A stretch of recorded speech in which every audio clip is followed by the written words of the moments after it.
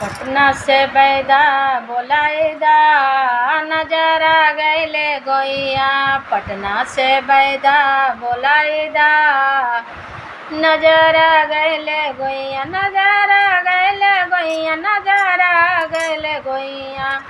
पटना से बैदा बोलाइदा नजरा गैले गोइया। पटना से बैदा बोलाइदा नजरा गैले गोइया। छोटका देवरवा बड़ी हरा जाई बड़ी हरा जाई। ये सासू जी समझाइदा नजरा गैले गोइया।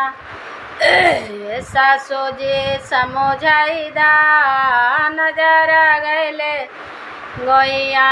पटना से बैदा बोलाइदा नजरा गैले गोइया। पटना से बैदा बोलाइदा नजरा गैले गोइया। छोटकी नदिया बड़ी सवतनिया बड़ी सवतनिया। उनका के गौना कराइदा नजरा गैले गोइया। उनका के गौना कराइदा नजरा गैले गोइया। पटना से बैदा बोलाइदा नजरा गैले गोइया। पटना से बैदा बोलाइदा नजरा गैले गोइया।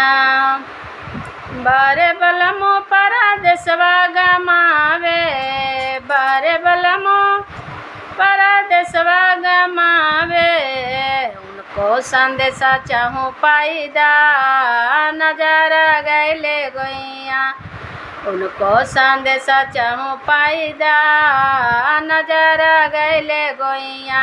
पटना से बैदा बोलाइदा नजरा गैले गोइया। पटना से बैदा बोलाइदा नजरा गैले गोइया। हेलो दर्शकों, नमस्कार, प्रणाम करते हैं। अभी श्रद्धा सिन्हा के गीत गा रहे हैं। अगर अच्छा लगे तो लाइक सब्सक्राइब करिएगा, कमेंट करिएगा।